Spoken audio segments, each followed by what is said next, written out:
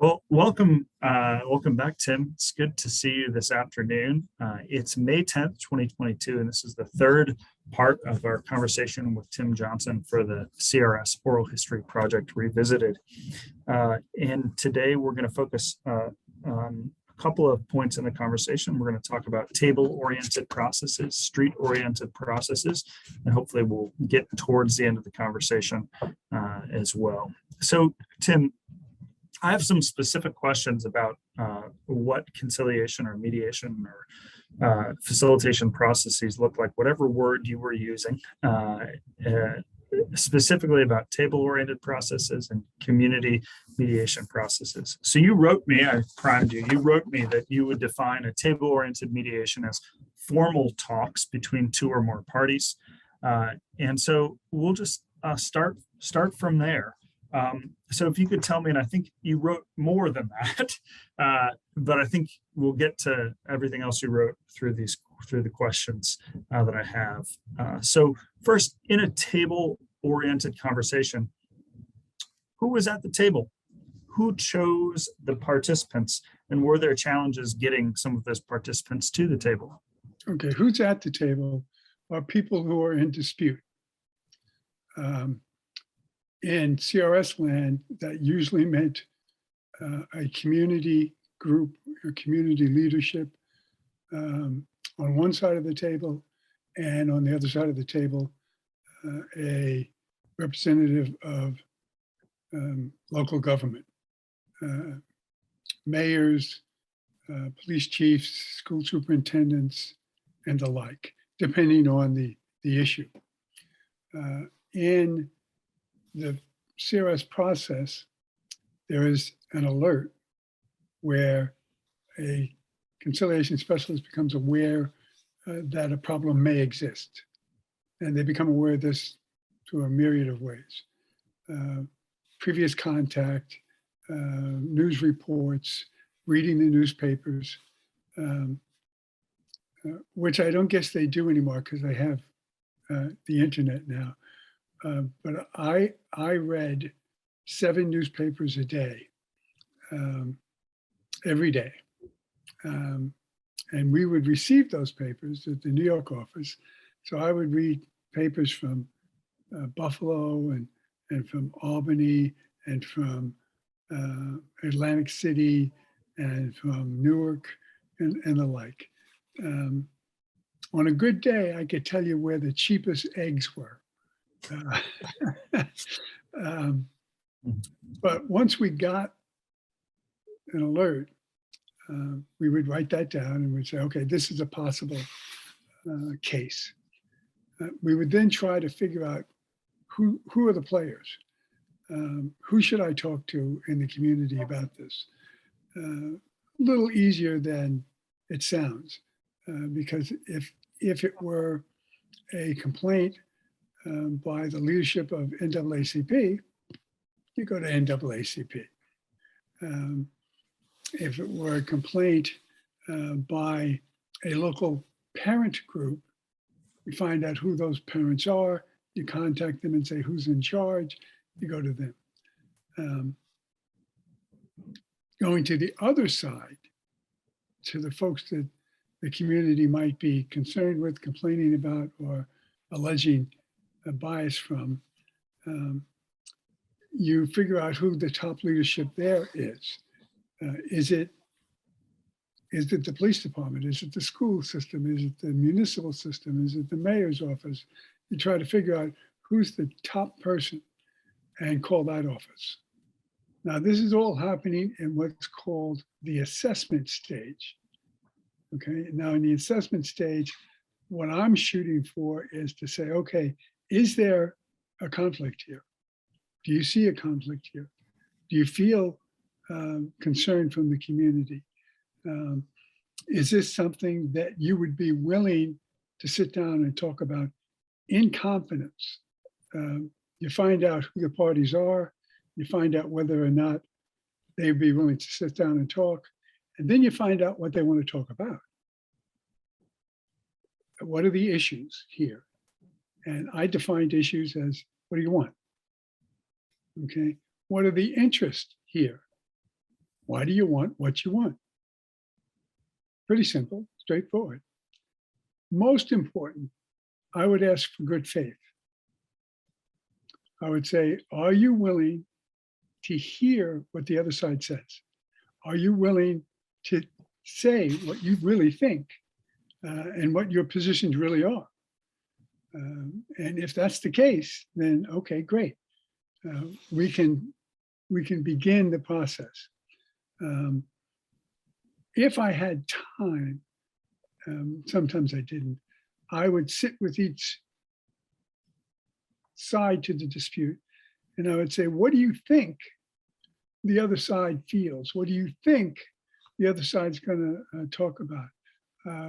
What is one side going to demand and the other side going to excuse and things like that. So just to be ready for a good faith conversation. If we got that far, then we could say, okay, let's find a place to talk. I would always choose as neutral a place as possible. So if it was with the police department, I would prefer not to go to the police department. If it were with the school system, I would prefer not to go to the school. It didn't always work out that way. But very often, City Hall might have a place. There might be a church that has a meeting room. But you want to get as neutral as possible setting. Okay, everybody show up at 7 o'clock this evening and we'll start the discussions. At those discussions, I would reiterate all the things that I said in the assessment. Right? You're here with good faith. Both parties would like to reach some resolutions to these frustrations that are being experienced. You have identified certain concerns. Side A, why don't you tell side B where you're coming from on this? Side B, I don't want you to answer them. Just want you to listen. Just want you to listen. Remember what we said in the assessment, that the idea here is to get things on the table and then to look for options and then to look for compromise. But let's put the things on the table first. Once we got to that point, and notes were taken and things like that, we could then move towards, okay, what would it take to move forward on issue A? How can issue A be made better for both sides? Reminding them that, compromise is something both parties can agree to. Everybody doesn't get everything they want, but both parties get something. So how can we do that? How can you get something out of this to move forward? So generally, that kind of management, if you will, facilitation of the conversation worked fine. The very best jobs I ever did were the ones where they said, well, thanks a lot, Tim, but you really didn't do anything, which was the perfect, to me, the perfect answer. And it's one of those times when you're back in your little car and you kind of congratulate yourself. You did it. So that's table mediation. A lot more formal. Let me ask you some follow-up questions if you don't mind. Sure. So you identified particularly good faith. That's in essence a ground rule, or some might frame it as a ground rule. You asked the parties to participate in good faith such that they would be able to articulate their interests and positions and come with an open mind to listen. Was there ever any pushback about participation in good faith? Yes. I'll listen, but they're wrong. Okay. And what did you do with that? I'll listen, but they won't hear me. Mm-hmm. And this was before. It's always best to do these things separately when the parties are separate. and to say, well, I can understand how you might feel, how you've experienced these things for a long period of time, and you can't believe that the other side would be willing to listen. And I understand that. If we're going to go forward, if this process is going to help this community, then we have to go in with the idea of, yeah, they will. We have to go in with the idea of expecting good faith.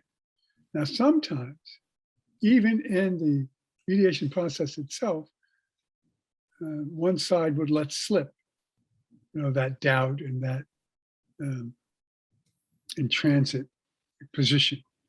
And I would say, no, let's go back to what we said during the assessment. We're going to listen, we're going to hear, then we'll talk about possible options. But let's listen and hear first, just to make sure everybody's on the same page. So it also sounds like in that assessment, you asked the parties to identify the issues which they were going to discuss and potentially brainstorm and negotiate about. So it seems like you set that agenda of issues yourself, or was that a consensus-based process? They were articulating the issues for you. I don't have any issues. I don't live here. These are your issues, your concerns. Tell me what they are, and let me write them down. And I would write them down, and I would say, now, if you like, you can prioritize these. Tell me what the most important one is, and what the least important one is. And I would do that with both sides. And I would share that information with both sides. Here's what they want to talk about.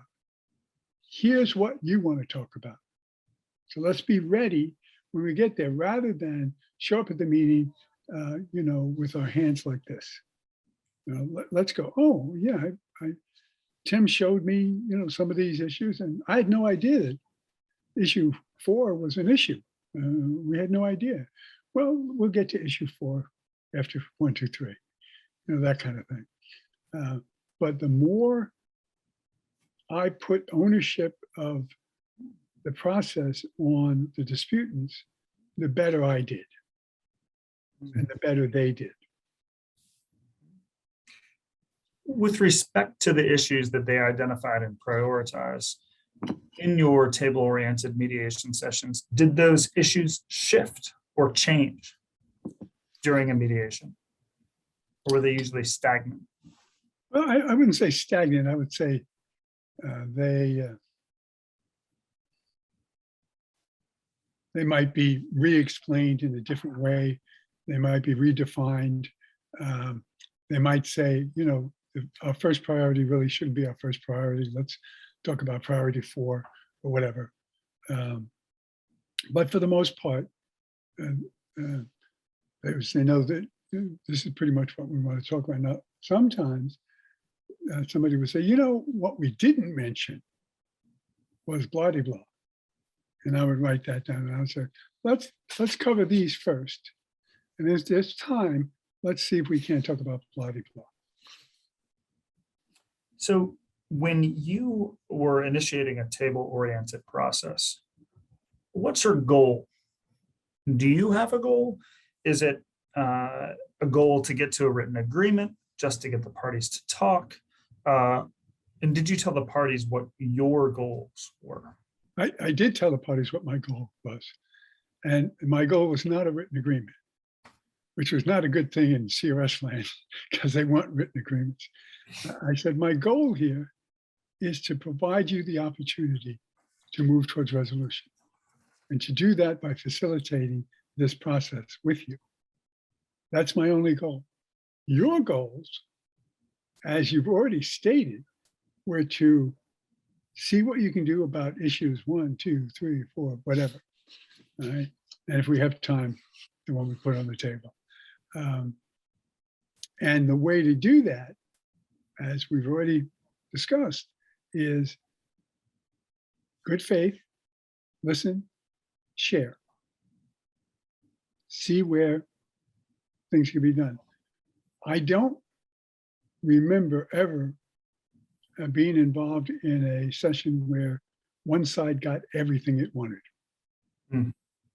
I do, and that very often that was just ego. Once I would say, well, I'm not doing that. Okay, we'll put that aside, right? Then towards the end, we would say, would you like to revisit that? And both sides would say, it's not that important. We got this. Let's go with that. So my hope was that the parties involved would feel like they made progress. If they felt like they made progress, good enough. I like that. So a couple more specific questions, even more specific, as I know you've taught mediation for the mediators out there in the world, perhaps. How at the table or in your assessment process did you build trust between yourself and the parties and between the parties? Okay, how I built it between myself and the parties was by being as honest as I possibly could. As I said in early discussion, sometimes my color was a hindrance. And I would explain to them, I have never been brown. I've never been black. I've never been Asian. My whole life, I've never been these things. Okay. What I have been is a person who has received training and experience in helping people to talk. I won't represent you. You have to represent you. I won't propose or suggest that I know what's best for you. I don't. You know what's best for you. You know what's best for your community. And it might be different in Podunkville than it might be in Schmuckatooey. I don't know. It's up to you. This is your process. And it's a voluntary process. At any point, if you feel I've violated your trust, if you feel like I'm misrepresenting you, if you feel like I'm trying to fool you, call it just say stop. I'll ask you, what went wrong, and I'll try and answer any doubts that you have. But if you don't want this, I go home. I get paid by the year, not by the case. So very often that was enough to say, okay. Sometimes reluctantly, they would say, okay, it would be better if you were Latino, if you spoke Spanish, if you were African-American. Well, I'm not, and I never claimed to be. I say in my written response to you, I could never be Pat Glenn. A, I'm white, she's black. B, I'm male, she's female, right? C, she grew up in Chicago, I grew up in New York. Now, are there any similarities? Yeah, we were both city people. Great, wonderful. But her life experience and my life experience, different. Wally Warfield grew up in my county, Queens, right? He went to a high school that my high school played in basketball, right? So we had a few more similarities than Pat and I did, okay? But A, I'm not black, he is. B, I did not get as far in education. He was a doctorate, and very, very well versed, very articulate, way more articulate than I could ever hope to be. So I can't be him.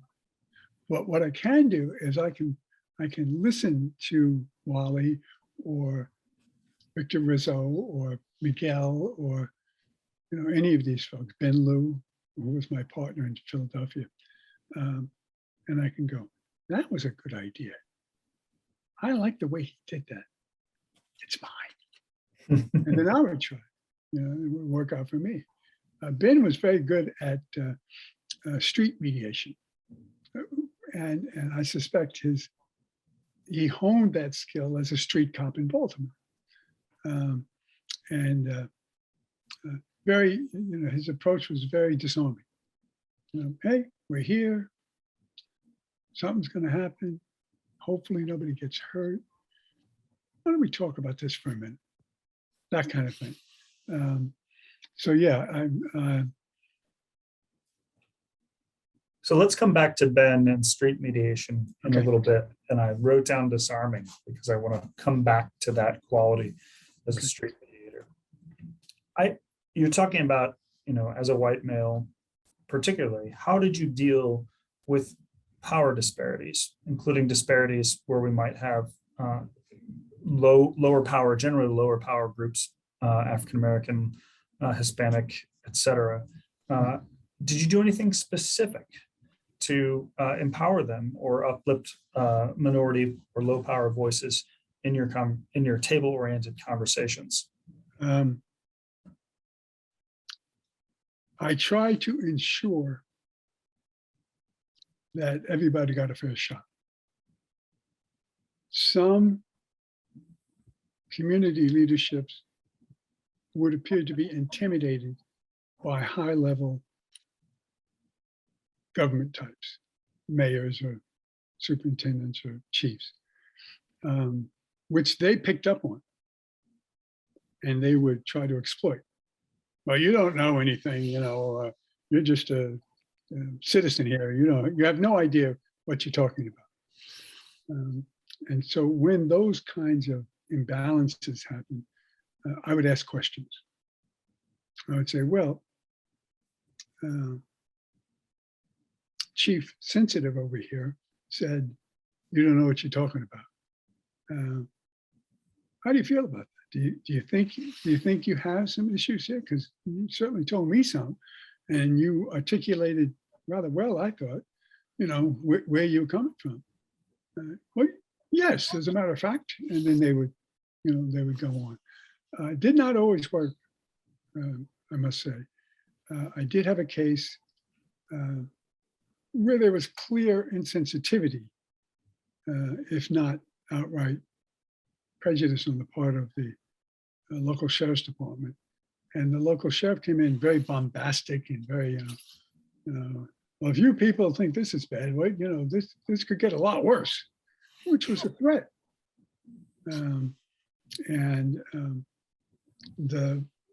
The African-American leadership folded.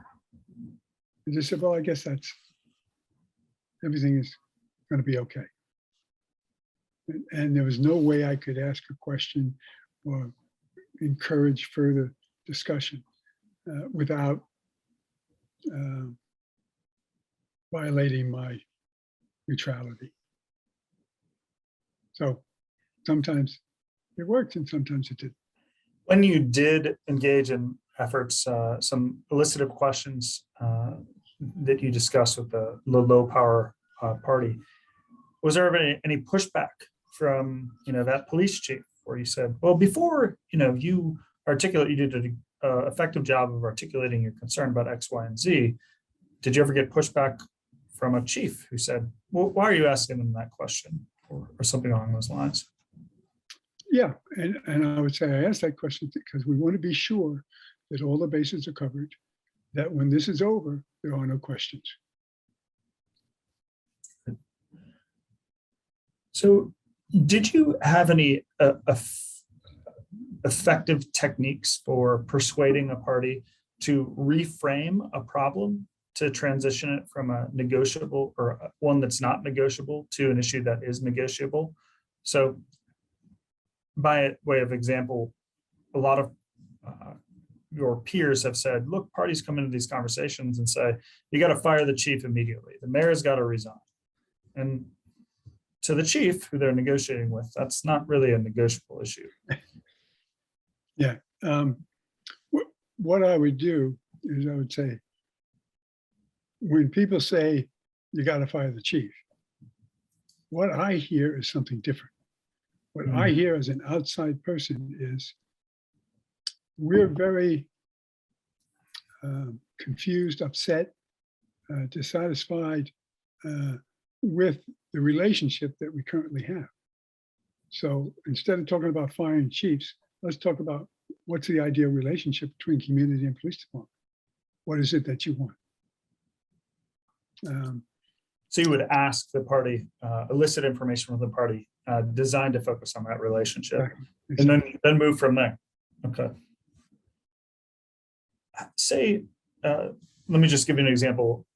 Say there's a police involved shooting and you're called in to a table-oriented negotiation, and the parties, hypothetically, the police department and the NAACP and the family, right, are at odds over facts.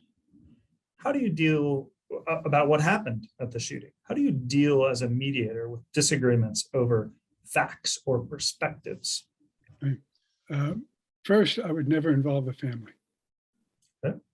Right? They can't possibly come with good faith. They can only come with anger and a thirst for revenge, and possibly looking for a mistake to be made on the part of the police so they can sue for wrongful death or whatever. And second, I would say we can't undo what's been done. So what is it from this point forward that we want to look at so that both the police and the community can feel secure in being able to have police protection and police services, and the police can have confidence in what they do and confidence that the community understands that. And, you know, let them go back and forth. Now, if a situation, George Floyd, for example, right, I wouldn't be there, right, because that's a legal matter. Because the family is suing the police, and the police are, you know, focused on a legal issue. Okay, that would not be jurisdictional to CRS. If, however, beyond that, the community wanted to sit down and revamp and revise the relationship between police and community, that's something we could do. I mentioned earlier, Pat Glynn did this at least twice and was there for weeks. She was there for weeks, unheard of in CRS, by the way, and came up with very detailed arrangements. Now, Bob Lamb would say that was a good job because that changed capacity. That changed the relationship. The reality is that a year, maybe 2 years later, all the parties are gone. And it's just like, oh, yeah, we did that back in '78. Well, who cares? So after you get to a solution, I'm gonna loop back to a few other questions, but you're on solutions right now. What do you do to ensure that they're actually carried out? What a great question. Nothing. I did nothing. I went on to the next case. And the reason for that was economic. We would assume, CRS would assume things are going okay if we didn't get another complaint. Mm. Now, I did invite people to contact us if there was a problem, but I never got contacted. Never. No. Oh. And So there was there ever any role in the post negotiation, post mediation phase that you played? No.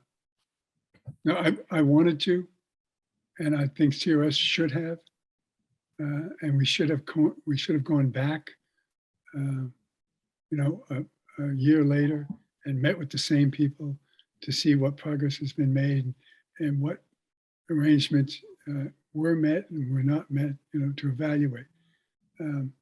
we used to do a program called Spirit in school, Mhm. and we never went back to the schools. We should have gone back to the schools, the following year, and said, "So how are things going? Let's sit down and have some pizza with the kids and see where they are at this point." But money, we had when I was in New York, there were 3 conciliators covering all of New York, New Jersey, Puerto Rico, and the Virgin Islands. All right. 3 conciliators couldn't cover New York City.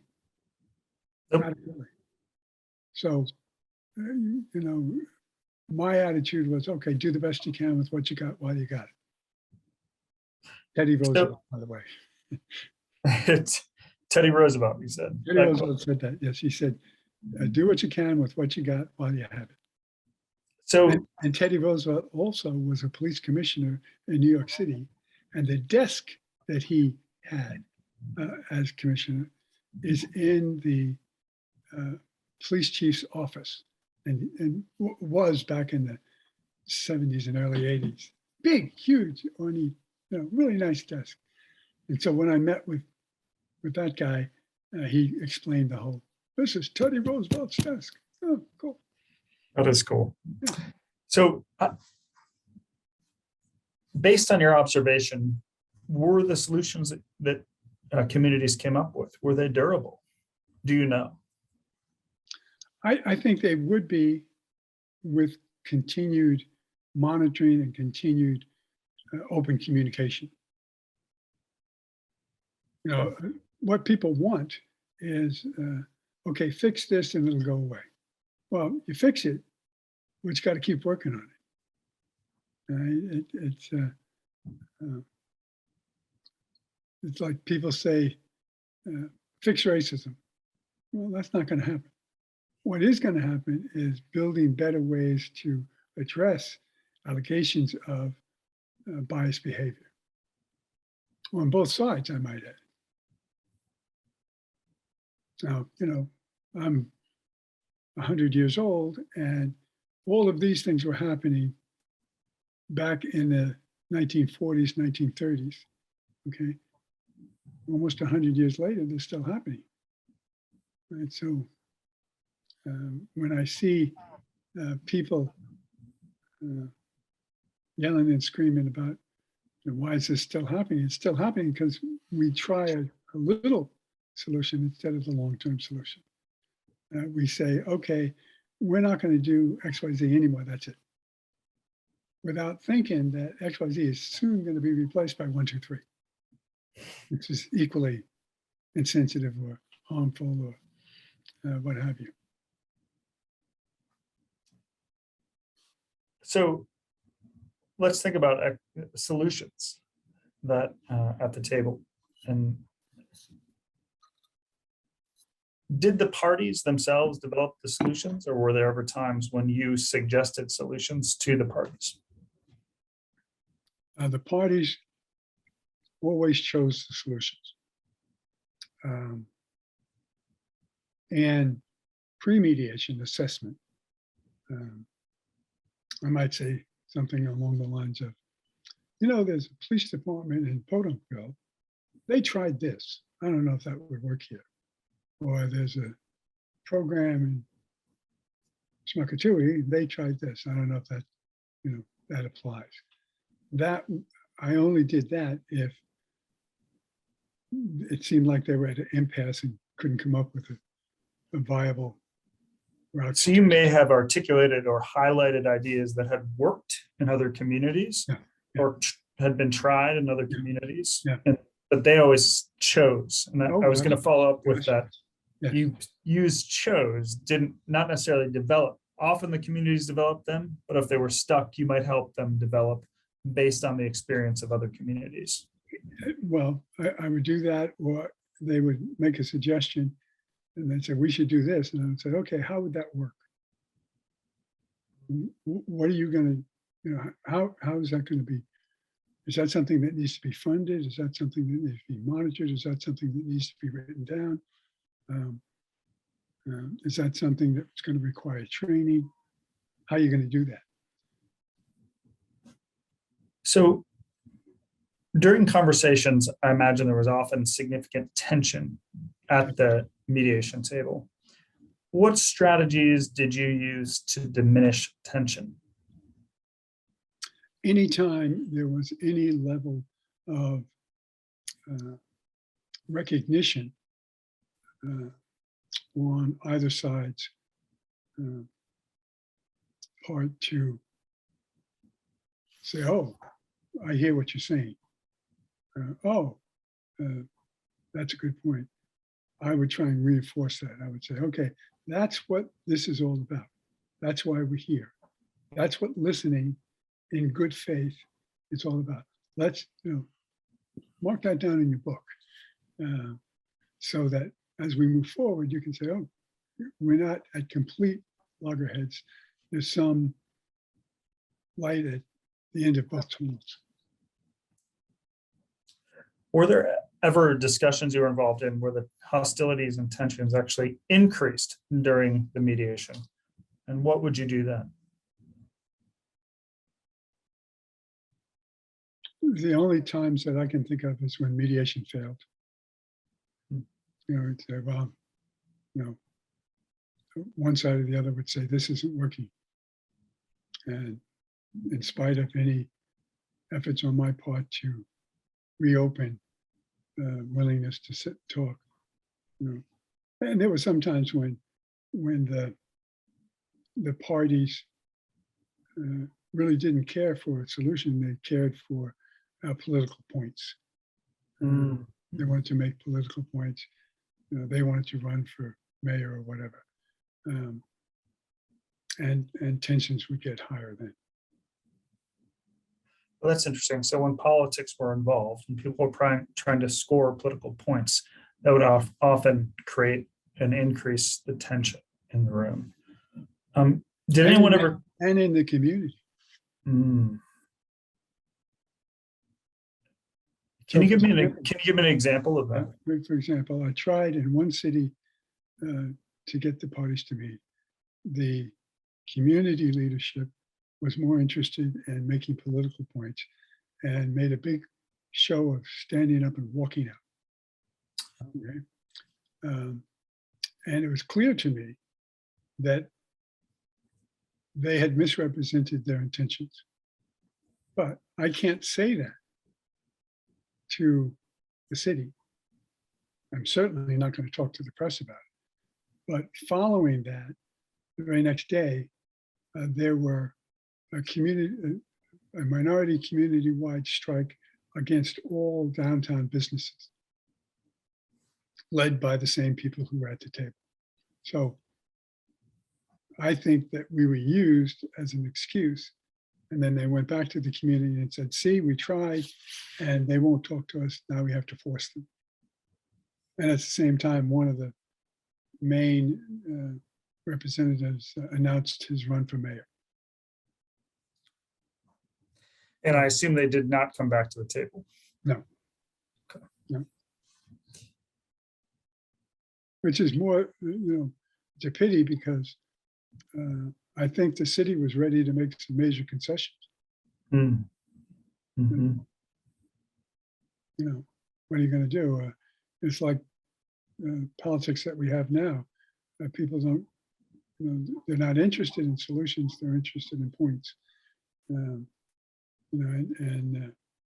It's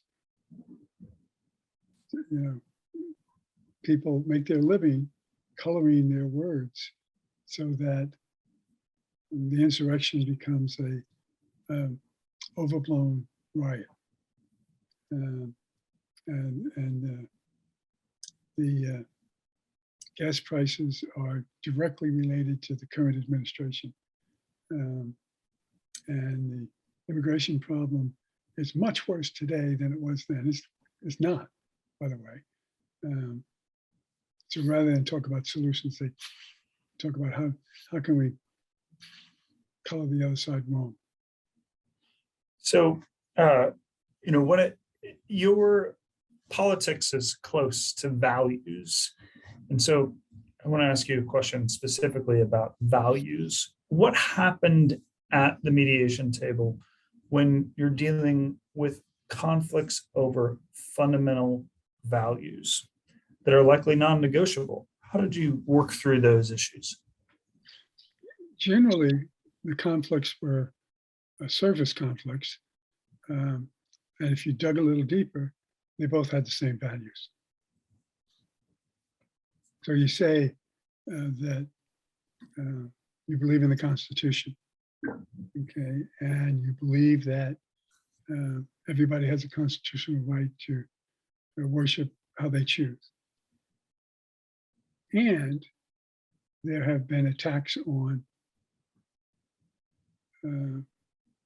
mosques. Should those attacks be handled both from a law enforcement point of view and a community point of view, as much as you might respond to a burning cross? And if so, what's the basic value? The basic value is that everybody should be free to worship the way they choose. So you often looked for core values and found values that were in common. Yeah. Okay.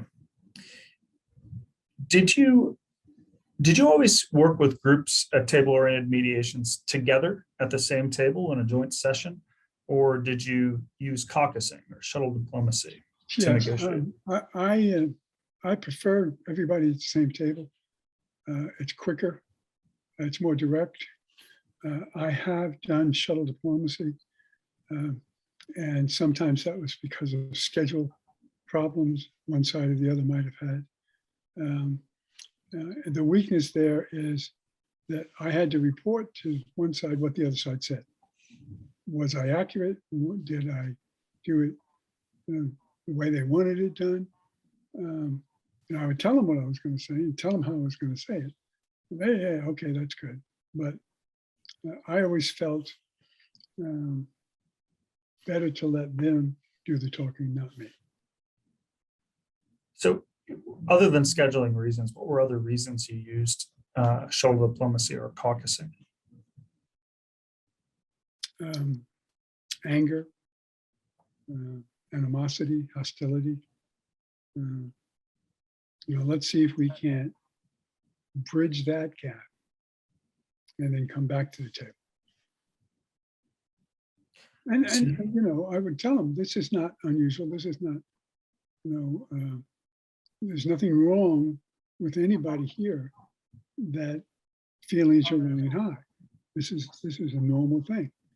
And one way we can handle that is by, you sit in this room and I'll sit in this room and, we'll rush back and forth. But eventually, we're going to come together and we're going to check with each other.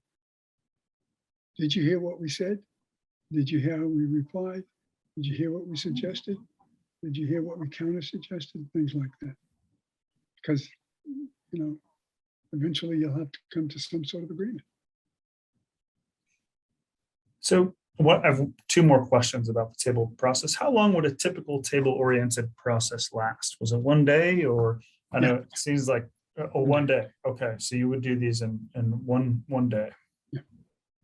Okay, and whereas Pat Glenn would be working for weeks on particular projects. Okay, very good. Excellent. Is there anything else you want to say about table-oriented processes before we transition to street or community-oriented processes?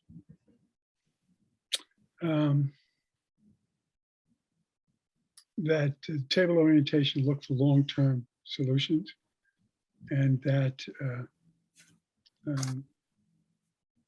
helping people define and understand good faith efforts,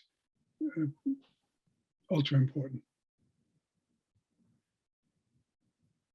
So one more question, and I appreciate that note about long-term solutions in particular. What you noted that your colleague, your partner, Ben Liu, was disarming as a community-oriented mediator, and that you implied that that was an effective trait. Right. What is an effective trait or skill set of a table-oriented mediator? Competence and organization. Hmm. Competence in knowing the process and giving the parties confidence that, okay, we're with the right guy. You know, this is what they said was going to happen. This is what's happening.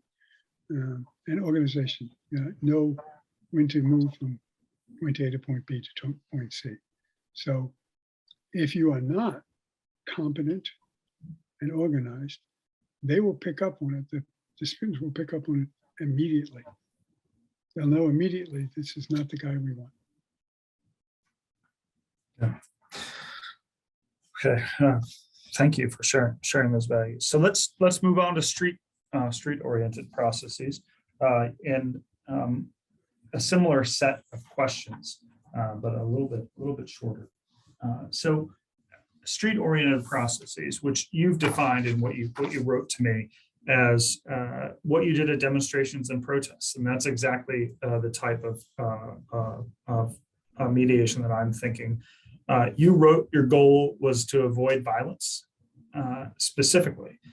So did you share that goal with the folks you're mediating with or conciliating with? No. Or did you not have time in a protest? No, it'd be nice if we could, say, oh, well, you're about ready to run over there and punch that fellow. Let's sit down and talk about, no. What we would do is first separate. Do everything you can to get party A as far away from party B as possible. When you say party, do you mean group A from group B? Okay, all right. And example, the Klan was going to do a meeting, a lecture in a public library, in a meeting room in the public library. Yeah, you mentioned this story last time we talked, Well, and separating them specifically.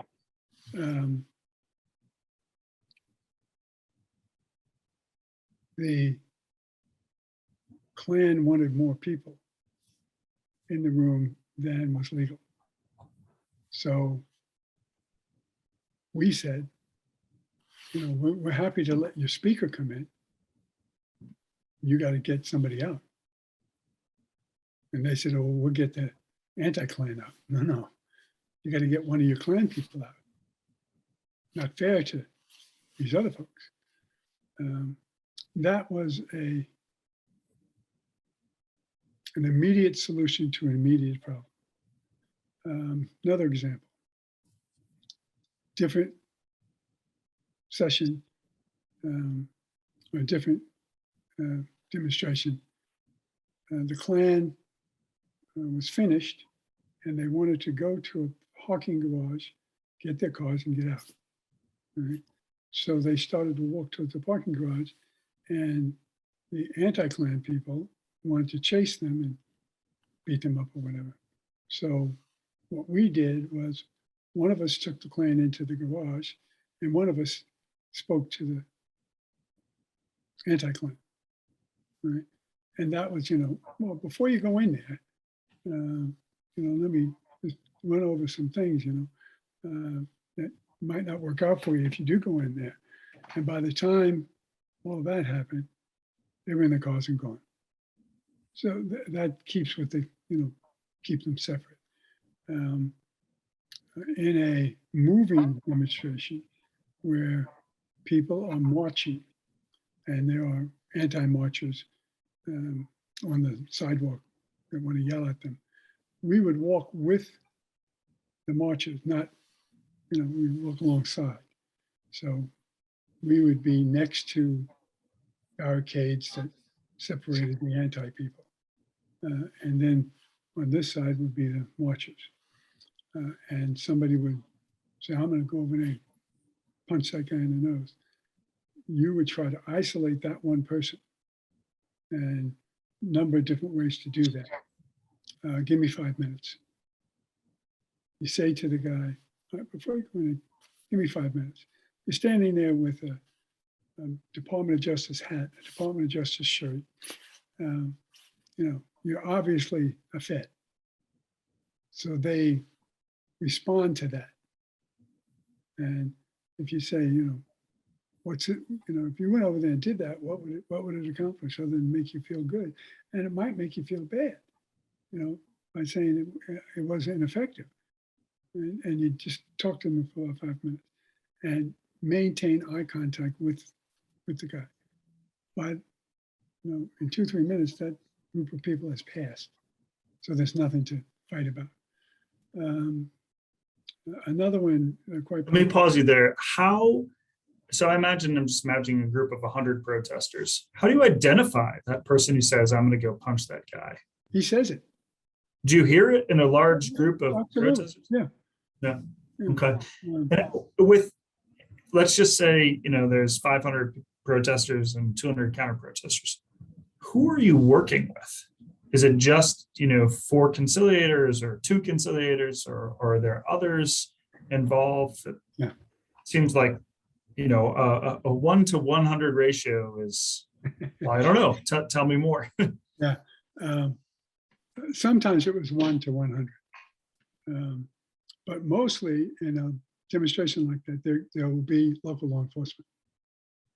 Right? And we would meet with local law enforcement before the event.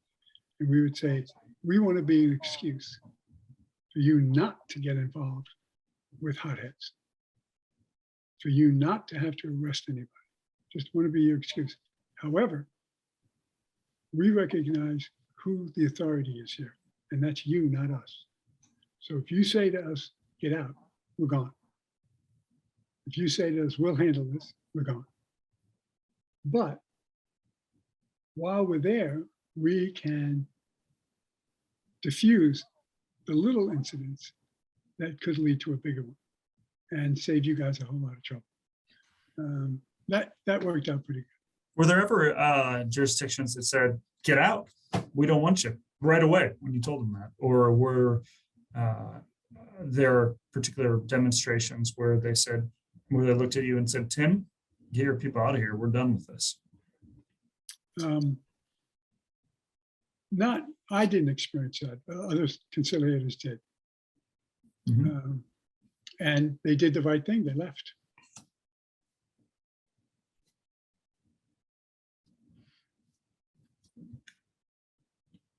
If you were about to explain a third scenario to me. So there was the Klan scenario, there was the conflicting protesters. Go ahead. Somebody breaches the barricade and the 5-minute thing doesn't count. It's not working. So you surround that person with a number of people and all of you talk to him at the same time. All of you maintain eye contact with him. And go, hey, Joe, talk to me for a minute. Where'd you get those shoes? I love those shoes. Hey, Joe, wait a minute. You got a sister? I think I know your sister. Anything that came to mind, right? And Joe was, what, right? And in a very short period of time, you've gently walked him back behind the barricade. He gets to not get in trouble and yet not be considered cowardly by his peers, okay? So we give him a back door. And we get to have the thing continue without violence. So yeah, any variation of those two things seem to do all right. And like I say, in my time, I never had a problem. Now, so, granted, I'm 6'2" and I weigh 240 pounds. So, it's a little easier for me to be a little more articulate, I guess, or verbal.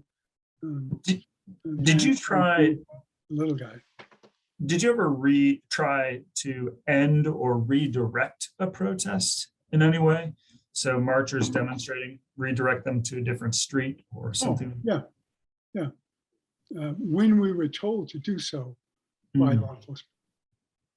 And were you more effective at redirecting as a CRS member than, say, law enforcement? And why was that? 6 to 1, half a dozen the other. Okay.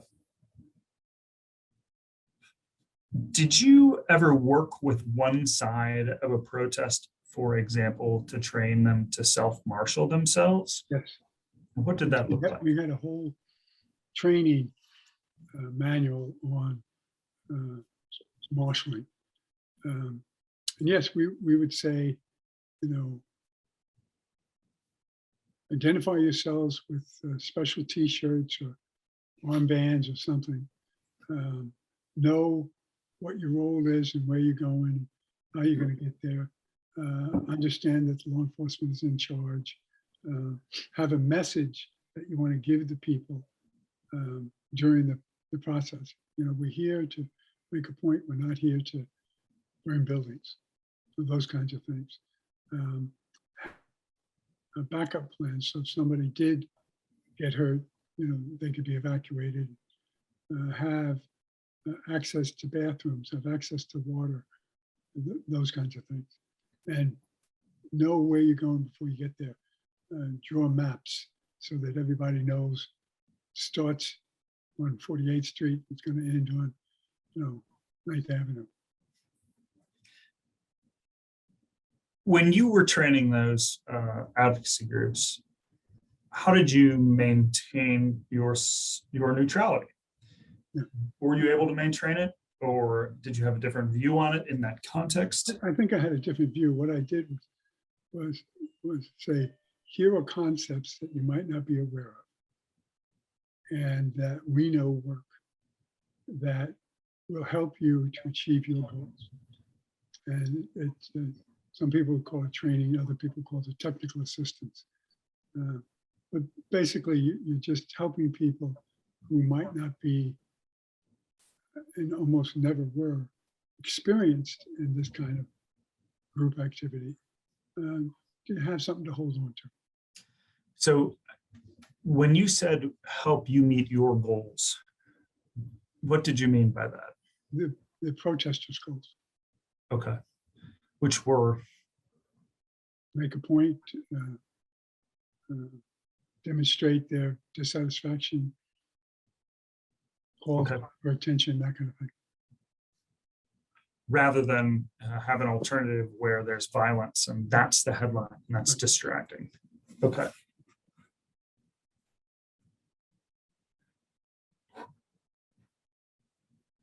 Did you ever help train protesters or advocates to more effectively advocate for their interests and positions?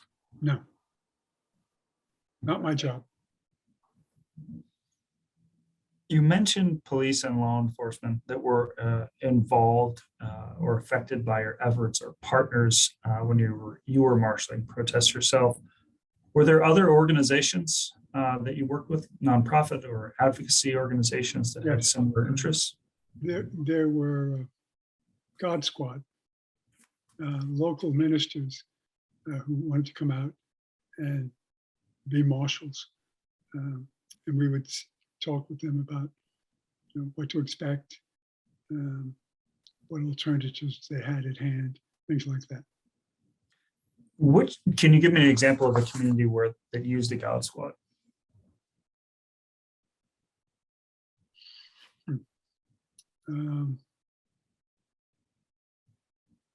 A city in New Jersey that was experiencing significant racial tension that was exacerbated by a really serious excessive use of force. And they had a demonstration, people were very angry. And so the local ministerial alliance came together and we found out that they were talking. So we made contact with them and said, here's some things we think you could do. Maybe you trained them. Sorry, go ahead. Yeah, maybe having the minister say Jesus wants you to blah blah blah. is more effective than the police guy said, blah, blah, blah. Okay, so they took the perspective, and you as well, that their marshaling may have been more effective in certain contexts than law enforcement. No question, absolutely. And Sometimes the police were more effective. So, it just depended on what the situation was. okay. When you were doing community-oriented street policing, how did you build trust quickly? Approaching people open-handedly. Just asking people their name. And just for the transcript's sake, when Tim is holding up his hands and his palms are facing forward, when he says open-handedly. Hi, that's a bad situation, isn't it? Gosh, I can't imagine how frustrated you must feel. Let me talk to you for a minute and see if we can't move things forward for you, and make sure that you're here at the end, that you don't have to leave or anything. What would you like to see happen? How would you like to proceed? Just pepper questions, and explaining that I don't have any answers. You do. You have all the answers. So help me understand. I don't live here. I'm from out of town. So what's going on? Why is everybody so angry? And they get to vent a little bit. Okay, I feel better and go back in the ground. So you would ask them their name. You'd come to them with a lot of questions with open hands. What other techniques for building trust quickly did you use? Smile. Hi. Yeah. Boy, and show surprise. This is really something, isn't it? Sometimes it wasn't. Sometimes no. Having done this several times, you would say, "You think this is bad? You should have been in Brooklyn." But you don't say that to them, because this is their big deal. And you go, "Wow, this is something." And they go, "Well, the Department of Justice thinks it's something. I guess it is." And I'm here. That kind of thing. And how did you build trust with the police departments that you were coordinating with? How did you build trust with the advocacy groups or the God squads quickly? Yeah, meet with them beforehand, before the event starts. Tell them who you are and what you want to do. Tell them who's in charge. They're in charge, not you. Tell them that you and the rest of the CRS people will leave the area at any point they tell us to leave the area. That we are just another arrow in your quiver. You don't have, it's like use of force, it's a continuum. Sometimes presence is enough. The cop is on the corner, I'm not going to do anything more. Sometimes it takes a little bit more than presence. The cop is on the corner and he's looking directly at me, I'm not going to do anything more. The cop is on the corner, he's looking directly at me, and now he's coming over and he's going to talk to me. These are all graduations in that continuum. And one option is let the Fed do it. That doesn't work. You still got all the other things. And plus, there's no report. There's no paperwork. It didn't happen. I wasn't there. The Fed took care of it. What do I know? And it worked out. So there you go. I love how you were both arming groups with information based on your wisdom and experience, particularly law enforcement, and empowering them to tell you what to do. Yes. And those are just core to a mediator's practice. How did you decide? after there might be a protest or demonstration or competing demonstrations, would you just leave when it was over, or did you stay in the community to try to take next steps with them, maybe at a table-oriented process, or work with the community to have a town hall or a discussion forum? How did you decide when it was time to end your involvement in community-oriented processes? When the demonstration was over, Mhm. we went home. Follow-up would happen. Generally, the demonstrations would happen, if it happened in your region, then you could identify some of the community leadership and maybe make contact with them a few days later. But many times we were called to go to another region because you wanted more than one guy. And so I went to Mississippi, and I went to Louisiana, I went to California. That's not my jurisdiction. So what happened after that, I have no idea. And when it was in your region, you would follow up, or one of your colleagues would follow up with those involved? Yeah, and to do what specifically? Just to check to make sure that there's no room for table negotiations. Generally, we would debrief on the day with the police, and the police would hold a formal debriefing. Can you tell me more about that? What would happen in that room? Well, quite often there would be more than one jurisdiction. So you would have state police, police from other jurisdictions, and the jurisdiction itself. They wanted to cover the area with law enforcement presence. And we would sit down and they would all, congratulate each other, tell each other what a wonderful job they did. One of us would get up and say, thank you very much for allowing us to be here. We did not, find any issues or concerns that are related to anything that you need to have attention to.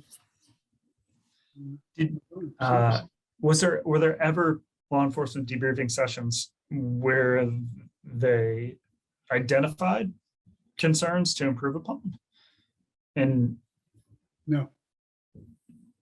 And did you and your colleagues ever debrief and identify things? Oh boy, we wish we would have done this differently, or oh boy, these police jurisdictions, they need to improve these practices, and are there ways we can support that?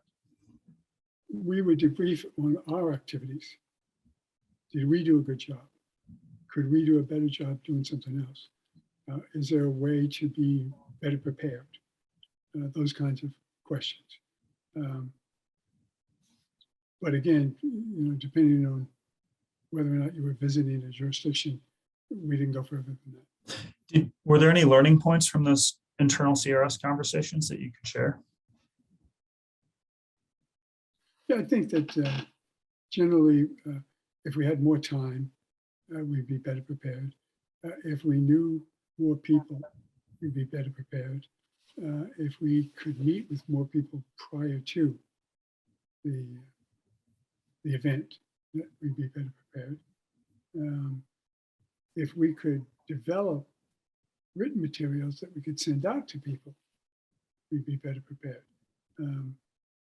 And CRS has some of those materials.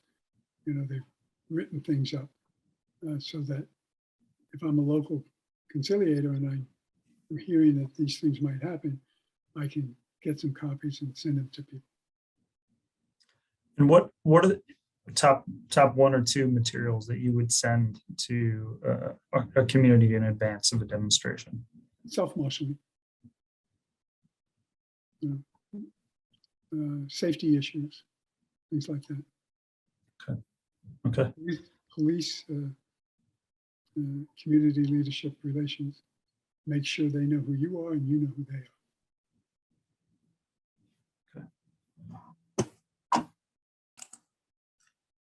So wanted to keep talking a little bit more about street or community-oriented mediation. And Caller.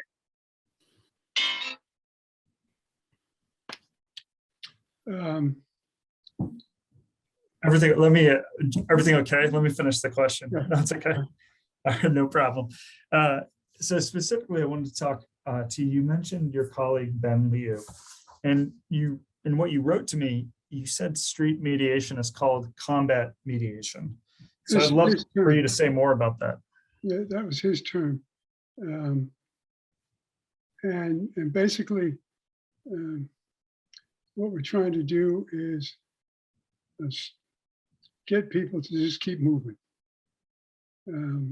And you're good at it if you're comfortable on the street. If you're nervous, if you're afraid, if you lack confidence, you're not going to be very good at it. You got to be, you got to give the people the impression that I've been here before, I belong here, we've done this several times, this is good for you. The first time you were doing this combat mediation, street mediation, did you have all those traits? Yes, based on experience that I had in prisons. Ah, okay. Based on experience in prisons. Excellent. So you previously described Ben Liu's demeanor as disarming. And that resonates with the traits you just identified, the confidence, a calm.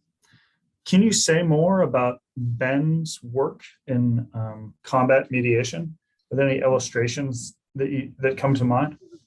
Well, the example of the Klan and the library, that was Ben Liu. He negotiated that by saying, if I give you something, you got to give me something. He had several years as a street cop in Baltimore, followed by several years as the chief of the homicide division in Baltimore. So he had the confidence to talk to anybody. And people sense that. If you go up, I used to try to train trainers. And I would say to them, if you walk into a room, they're going to know whether or not you're going to be a good trainer in the first 30 seconds. You're going to know when you've got some experience that this is going to be a difficult class or an easy class, just by the demeanor of people. Teachers in high school, they can do the same thing. They can walk into a room, they can walk into a cafeteria, got hundreds of kids in it. They can sense right away there's going to be a problem. How do they do that? They do that through experience. And knowing there's going to be a problem and being able to handle the problem, two different things. So inexperienced people will run away from the problem. Experienced people will run to the problem to resolve. And folks like Ben Liu who could do that.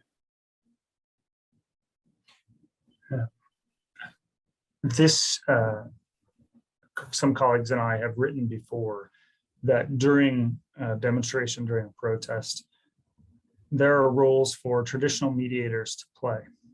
But this isn't one of them, because the corporate courtroom mediator does not have the same skill set. And you are highlighting precisely why, right, in a way that is crisper and clearer than I have ever thought before.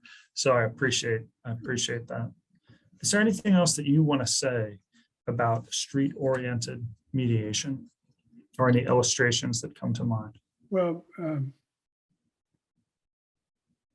as I was leaving CRS, they were moving away from that. They were moving towards not having a presence at demonstrations. And if there was going to be a presence, they wanted it to be situated away from the event, So if there was a problem, they could be called in to mediate. So that I don't know where they are now, whether or not they. Was that a political choice point, or where was that in the hierarchy of CRS? What was the choice point? The administration. Okay, like AG administration, I don't know or whether it was the AG or deputy AG or all the way down to the executive director. I don't think executive directors made that many decisions. They were told what to do, and oftentimes they would sense what they should do based on meetings that they had. And they would shift their practices. so. Speaking of the administrative components of CRS, do you have advice, and you've written a little bit, for navigating the bureaucracy at CRS? And to be candid with you, I was in a oral history earlier just today, and someone said, you should ask Tim Johnson that question, because he's the only one that I know who's moved from being in the field to headquarters. So please tell us. Yeah, you have to understand why people ask staff to do what they ask them to do. Headquarters doesn't do mediation. Headquarters doesn't do conflict resolution. Headquarters does bureaucracy. Bureaucracy requires reports. The reports don't really have to make that much sense. They have to be given to congressional staff so that they can say, I have here a report that says there were 200 incidents of body blow. Whether or not each of those incidents resulted in a case didn't matter. Also didn't matter. It mattered more to headquarters that an alert, an assessment, and follow-up reports were done than what was actually in them. So what I would say to people is come up with stock answers that you can just met with parties, and parties continue to deliberate. Thank you. And if you could do that rather than complain about, oh my God, they want me to do this and they want me to do that, just do it. Done efficiently. I called it the price I had to pay to do the work I wanted to do. And the work I wanted to do was be in the street or in the community with the people.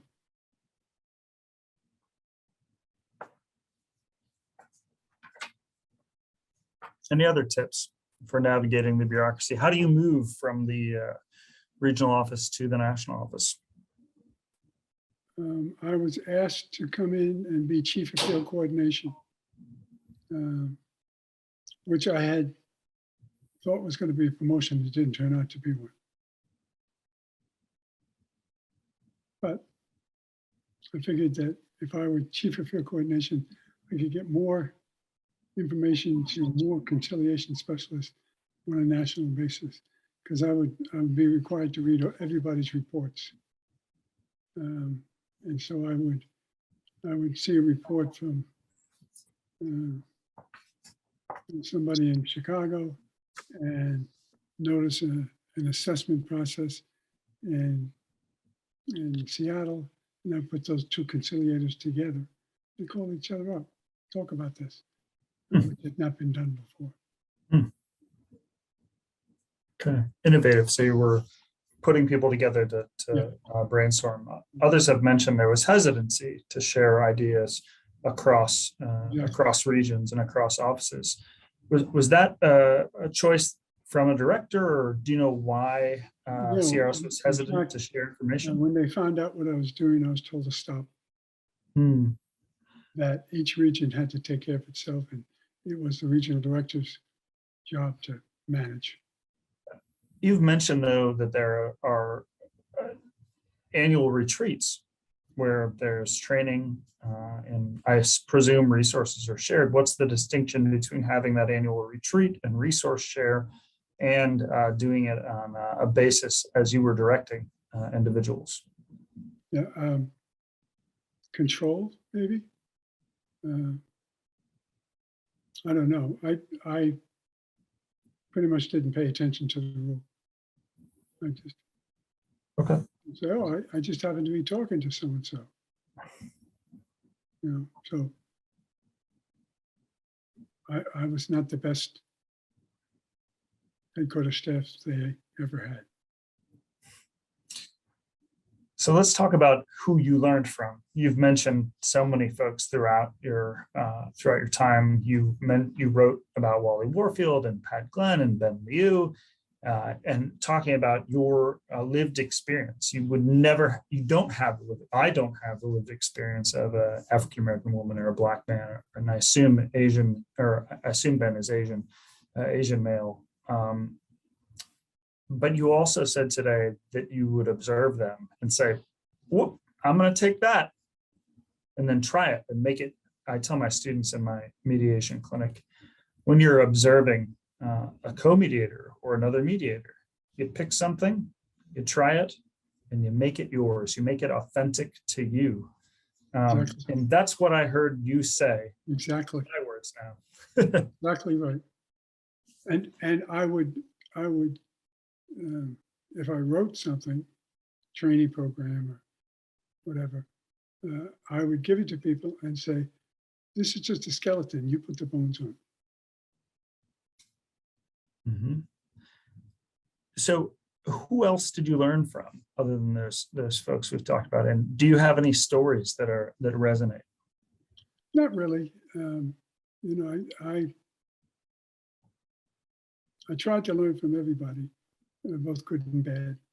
And there were bad examples. We had a conciliator who continuously criticized the New York City Police Department and publicly called it the most racist police department north of the nation. So that he publicly, or the conciliator publicly criticized the New York City Police Department as the most racist police department in America. Not helpful. Not Mhm. helpful at all. Mhm. And he would say this to primarily Black audiences, which endeared him to them. But again, not helpful. I had other people who tried to be pushy with their authority. I'm from the Department of Justice, here's my badge. Not helpful. One of the things that I would teach is humility. You're not that big a deal. You've got some ideas and some knowledge about process. Share that. Let the people do what they do.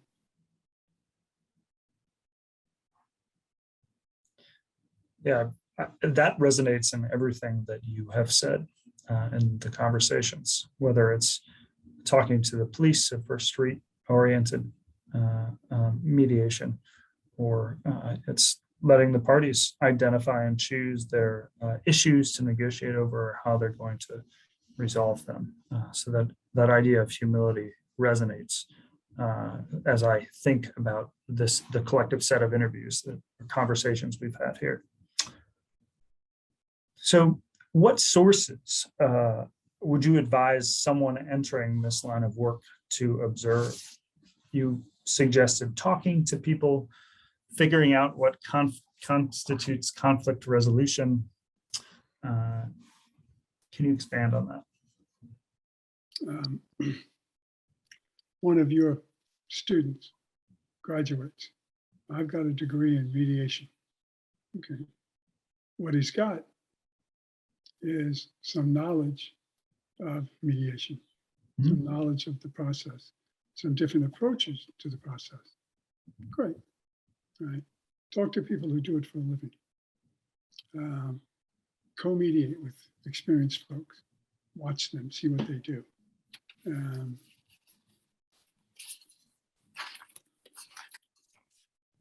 Piece of paper.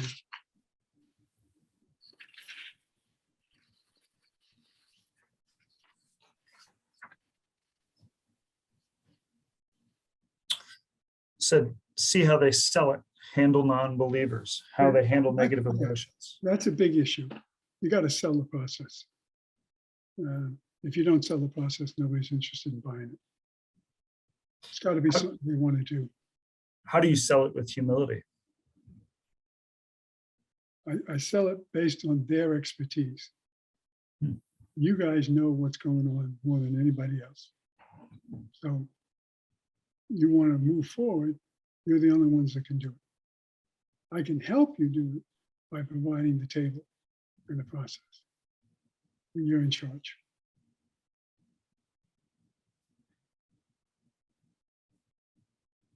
You also wrote to establish in your own mind a continuum of approaches to conflict resolution that move parties towards a resolution. Why do you say in your own mind? You know, I can point you to an article or several articles that have a continuum of conflict resolution. Why do you say in your own mind? Know where you're going, know where you are, know where you want to go. Is this a situation where you're just going to chat for a minute? Is this a situation where you're going to do more than just a chat? Is this a situation where you're going to have to help identify issues and interest? Is this a situation for long-term mediation agreements? Be aware of where they are in that process and work with them where they are. Great, love it. Anything else about other sources? You also write about referrals, literature, talks, formal training, informal training, right. Collect materials, etc. Anything else you want to add? Not really. So just a couple more questions, and they're really follow-up questions for me. I asked for a written account, and you sent me a copy of the Sacred Trust note that you wrote and described in our first conversation, and I'm really appreciative of that. I think in our second conversation, you noted, or I heard from someone else in this project, that Bob Lamb used the phrase sacred trust at times. And I also noted, as I was looking up that phrase in the context of CRS, that in 1998, Rose Ochi gave remarks at a CRS annual award presentation. Here's what she says. While our forces have been radically reduced in numbers, CRS's dedication is not diminished. We're strong of heart to what many of us believe is our sacred trust to securing equal justice. So that's the end of the quote, but I just wonder if you have any reflection. You said you weren't at that ceremony, but I don't know if you knew that she used that phrase or if you have any reflection on her use of that, the phrase sacred trust there. Yeah. I knew she used the phrase. I knew other directors have used the phrase. And usually they use it. They used it in speeches, which is nice, but I would have preferred that the concept be discussed more informally among staff. Some staff, adopted it right away, and some didn't. Some said, this is just my job. I'm not a,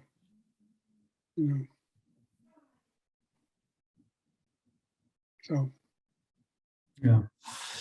So having that informal conversation with staff and conciliators across the country may have been valuable from your perspective.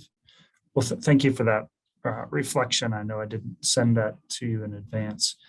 So my last question really is there anything else you want to tell me in this conversation? Working for CRS was the highlight of my career. It gave my career meaning and my only regret is that it didn't last longer and I didn't do more. I consider myself extremely lucky to have had the opportunity. And I'm honored that I'm considered a peer with people like Pat Glenn or Tommy Battles or Mike Hernandez or any of the others. Well, Tim, I'm honored to have had this extended conversation with you over a couple of months, and it's been a pleasure. From everything you've said, it's clear that you've done so much for so many people. So I'm both appreciative and in awe of all that you've done, and I'm grateful for your willingness to have this conversation. So thank you for all the work that you've done and for chatting with me about it. It's been a privilege.